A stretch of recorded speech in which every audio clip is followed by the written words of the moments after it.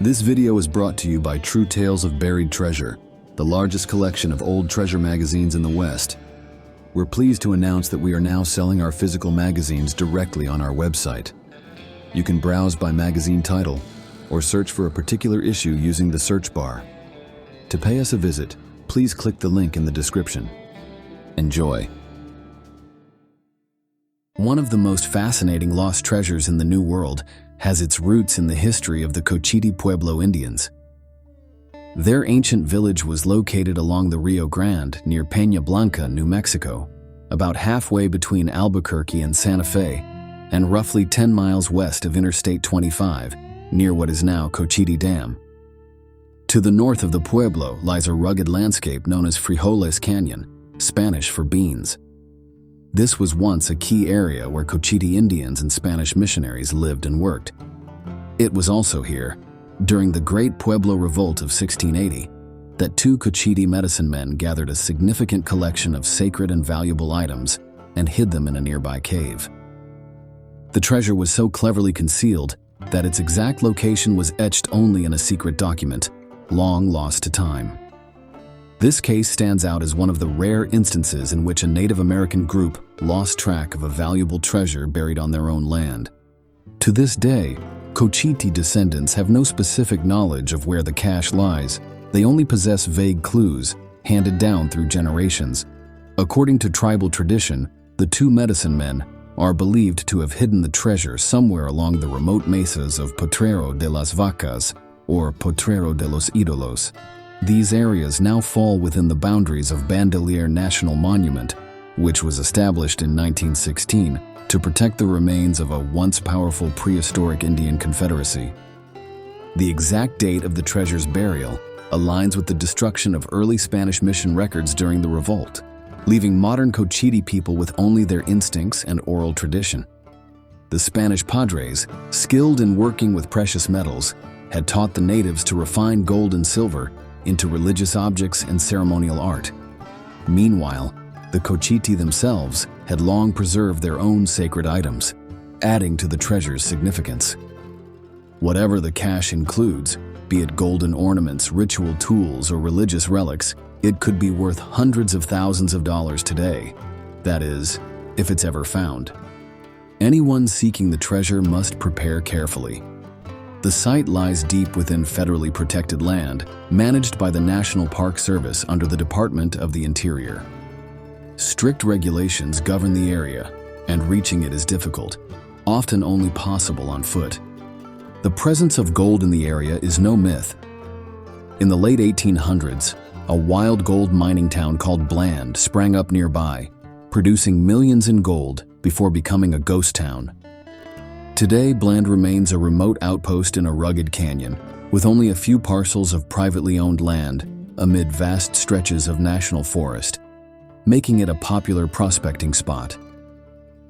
In ancient times, the area now known as Bandelier National Monument was home to a thriving Cochiti nation.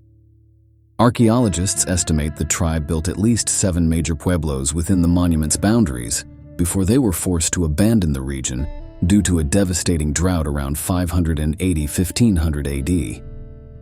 The tribe migrated to their current location near the Rio Grande, where they built the present-day Cochiti Pueblo and used the river's waters to support their fields and communities. The lost treasure of the Cochiti remains one of the Southwest's most mysterious legends, still buried somewhere in that rugged land, waiting to be discovered. Ever since the Cochiti people relocated from their ancestral homeland, each generation has continued to visit the ancient burial and ceremonial grounds located roughly 12 to 30 rugged miles north of the present-day Pueblo. These sacred return visits reflect a deep respect for their origins, a tradition that persists even in the modern era. The land's natural coves and valleys echo the spiritual essence of the tribe's earlier haunts, where ceremonial items were once hidden in the folds of the earth for safekeeping. The first serious exploration of these ancestral lands is credited to Adolphe F. Bandelier, after whom Frijoles Canyon in Bandelier National Monument is named. Long before the park was officially established, Bandelier traced the prehistoric paths once taken by the early Cochiti. Through his study of the region, particularly Frijole's Canyon, named for its history as an agricultural hub where beans were a staple crop, he also learned from the Cochiti people about a legendary lost treasure buried nearby. For modern adventurers hoping to retrace those steps, the best starting point is the Monument's Visitor Center. There's a campground just beyond the entrance that offers space and basic amenities, with hookups available for about $2 a night. From the Visitor Center, travelers can hike or ride horseback to the southern boundary of the monument.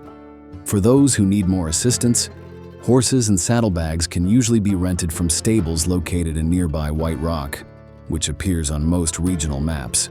An alternative route to the southern boundary begins at Cochiti Dam, leading along a rugged path to St. Peter's Dome. This ancient Indian trail is notorious for sudden rains and washouts, so it must be traveled with caution. The road ends at St. Peter's Dome, where a pickup truck is needed to continue toward the ceremonial caves and the long-forgotten sacred sites. Surrounding the old park administration buildings are ruins that once formed a ceremonial core for the Cochiti's ancestral way of life. Near the White House, once the Rangers' residence, ancient trails wind their way through what was once the home site of the elusive treasure. Tayoni, one of the last villages occupied by the Cochiti in this region, served as a final refuge before the tribe retreated. According to archaeologists, Tayoni was abandoned around 1550 AD, following internal conflict and upheaval. The Cochiti would not return, and over a century later, in 1680, two of their medicine men are believed to have hidden the tribal treasure among the rugged trails radiating from this very location. From the monument headquarters, it's a 20-mile journey to reach the stone lions and painted cave, Cuevas Pintadas. The trek is demanding, whether by jeep or horseback, and typically takes 5 hours or more. Travel time increases significantly on horseback, especially given the terrain. The journey traverses steep canyons, twisting trails, and deep forested ravines. In rainy weather, the trails become especially treacherous, and horseback riders must beware of poison oak, which can easily be stirred up along the route.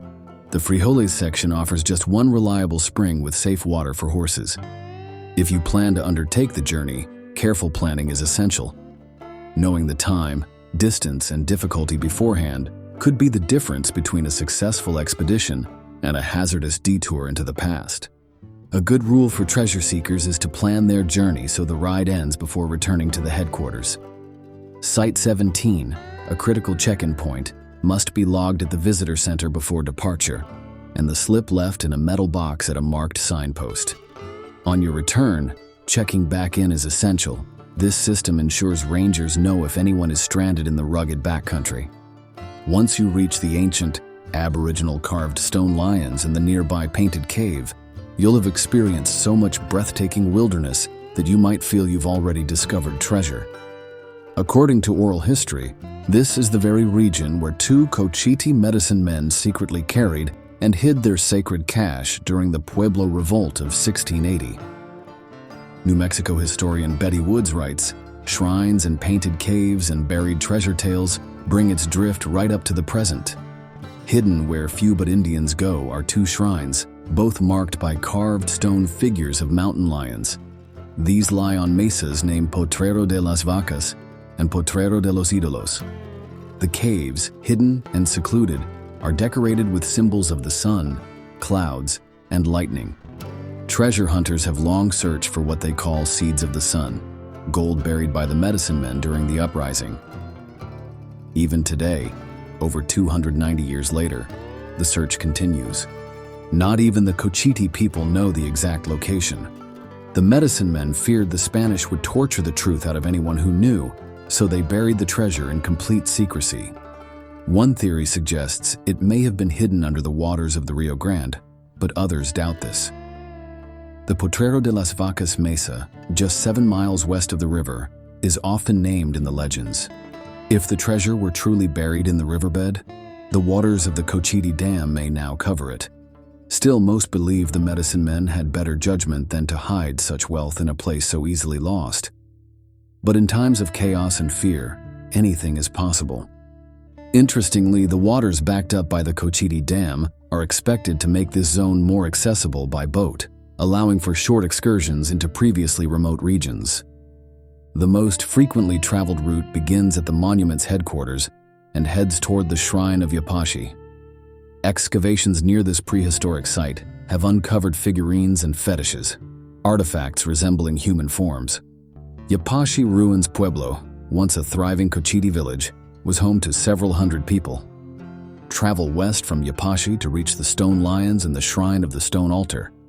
These places are not only spiritually significant, but artistically remarkable. The shrines are adorned with life-sized mountain lions, carved from lava using obsidian tools. Obsidian Ridge, which lies west in the Jemez Mountains of the Santa Fe National Forest, is nearby, as is the ghost town of Bland. The lion figures are around 16 inches high, 2 feet wide at the base, and 6 feet long. Pueblo Indians still honor them by sprinkling sacred meal in ceremonial rites. Continue another 12 miles toward the Rio Grande, and you'll reach Painted Cave. Its walls display vivid symbols of clouds, sun dancers, and storms, all illustrated in ancient pigments like carbon, calcite, and red ochre. Many believe that somewhere along this eastward trail from Painted Cave toward the Rio Grande, the two medicine men buried their treasure.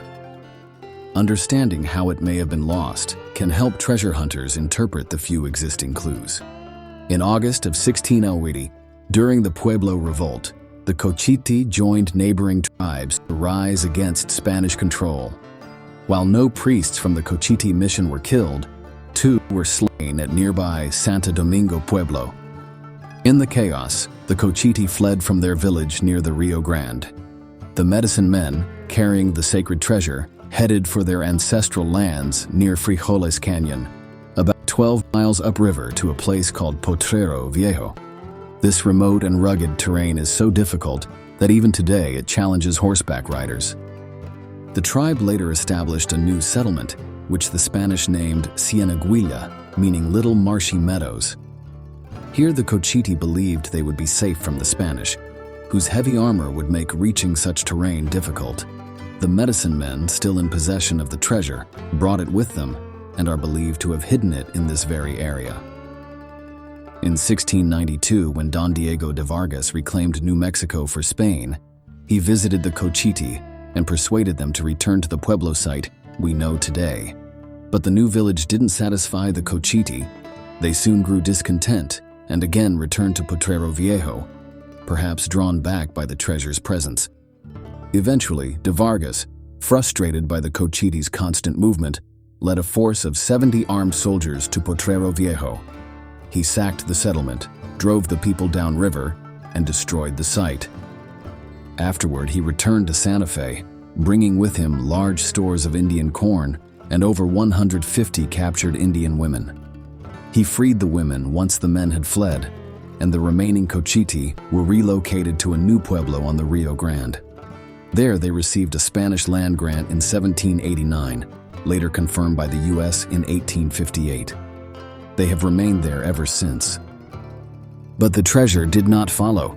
To this day it lies somewhere in the ruins of the long-deserted village, now a pile of weathered rubble and lost memory. And it is still hunted by the bold, the curious, and the hopeful, red and white alike.